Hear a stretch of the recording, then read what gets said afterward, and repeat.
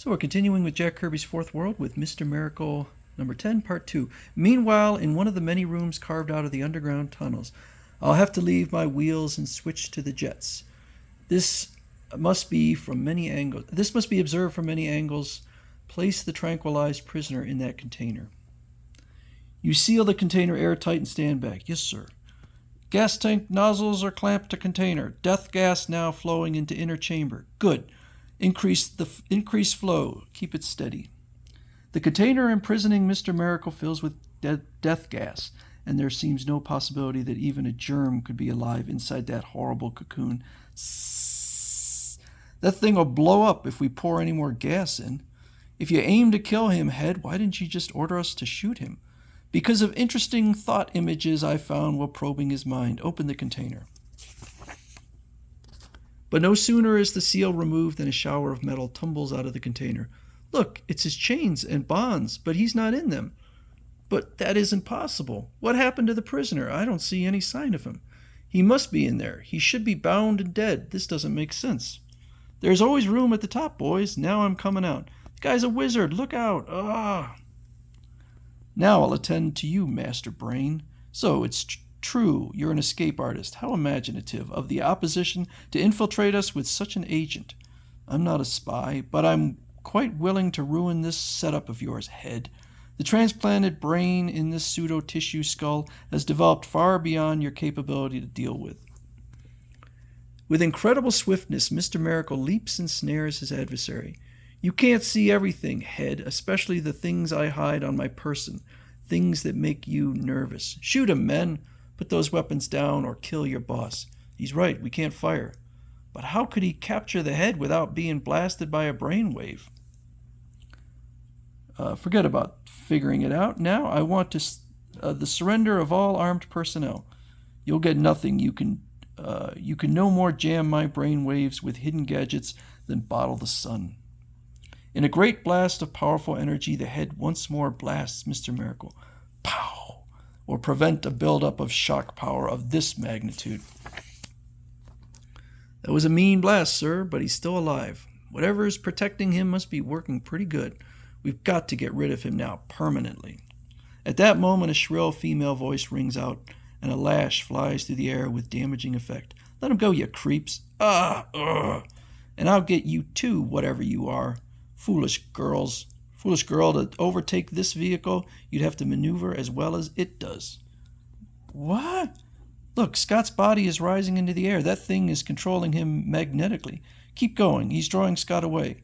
Riding on strong, unseen waves of magnetic current, Scott's free, limp form swiftly follows in the wake of the head. Faster, faster, don't lose him. Finally, at the entrance to the launch platform where the orbital plague bomb waits for the countdown, Scott is hurled into its airlock. The head has added new cargo, but motions to proceed. Close hatch. The countdown starts. 10, 9, 8, 7. And as the remote-controlled hatch door seals off its human cargo from view, the head watches with gloating triumph. Goodbye, my clever adversary. We'll see how well you fare in space with deadly germs. Suddenly, the head's transparent case begins to rock and sway and react to a strong, irresistible pull. What's happening? I'm being drawn toward the rocket. 6, 5, 4, 3, 2, 1. Blast off. The rocket shudders and heaves upward, even as the head's cage clamps to its side and rides with it toward outer space. It's taking me with it. Help! Vroom! And as it vanishes from sight, this is where that thing took Scott, and they've just launched a 2 and 2 adds up, chick. You just sent your friend into orbit. Wrong, mister. Nobody sends my friend where he doesn't want to go. Barta, here, I'm in the mission control room. I merely took control. That's what I always count on when you give me cause for worry. For a moment, I thought you went up there in the belly of that Firebird. There'll be a big slit in the rocket that'll widen when it reaches the vacuum of space. Then it and its cargo of germs will explode. By thunder, you did it. By thunder, it did. I suppose that you have a gimmick that opened a slit in its hull. That's how I escaped when I used a hidden anti-grav unit to clamp the head to the rocket.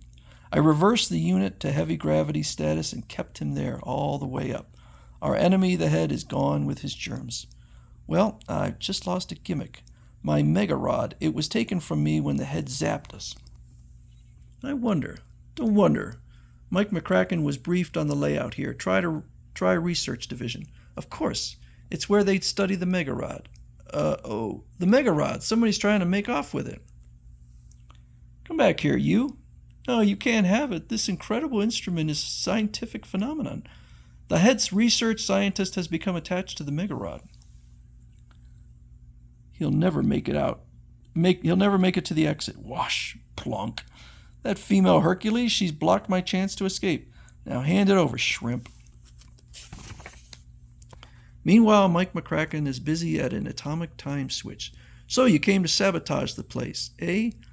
These pickle works will go up in 4 hours. It can't be reversed. Hear that, researcher? You've got 4 hours to organize your personnel and abandon X latitude. Here, miss, I did so want to examine it further. You're lucky to get away with your skin. Now go. Your time is growing shorter. Yes, sir. Thanks for the break. The mega rod is activated. I can see now we're leaving. Gather closer. We're going to phase out. The wondrous mega rod snaps with cosmic energy. It reaches out to envelop the group, and then they vanish across the dimensions. Stand fast. Phase out. Crack. Hours later, the personnel of X latitude are in mid-flight. Yow! The entire complex gone in one big blast. I'm going straight after this. I'm not going to waste my second chance. At that moment, in the serene atmosphere of a peaceful suburb, another lonely day without Scott and Barta. You're a fool to think they'll be back, Oberon. They're on Apocalypse, another world, a terrible world. I hope they've come to no harm. Keep busy. Don't think negatively. They'll be back. If anyone can do it, it'll be Scott and Barta. Ring! The doorbell. It couldn't be. No, of course not. These two would come back with lights blazing and booming sounds. By golly, I'll welcome whoever it is. It's been so lonely in this house that I'd do a jig with the mailman. Hello, Oberon. Got any space for a long-lost sheep? By the saints, Ted Brown, the one and only son of great Thaddeus Brown, the original Mr. Miracle. Ted, it's like seeing your own father walking through the door. I'm all shook up. Thanks for writing to me about Dad. I've missed him sorely. He died as he lived, lad, risking death and finally finding it, but still the great escape artist that he was. Yes, somehow I can feel his wonderful presence everywhere in this old house. You've been everywhere, too, Ted. It was hard tracing you, but I did. I'm glad my letter reached you. It convinced me that I belong here. I've failed in all other places. I'm a good public relations man, but I've somehow never found the right talent to manage. I'm sorry, Ted. I used to dream of managing Dad. What a team we'd have made. What I'd give for a genuine, colorful product like the great Thaddeus Brown to come along. For a while, I had two likely candidates for you, but somehow they've gone too. What on earth? Listen to the noise downstairs. Boom. Ree. It's them. They've come back. I knew they would. What is this, Oberon? What goes on? Great day in the morning. Now that's what I call a cast. Oberon, good friend. You're a better sight than a multiple-barreled, cosmic-controlled planetary howitzer. Ted, this is Scott-Free and Big Barta, and they're just what you asked for. Eureka! We're in business. It's true.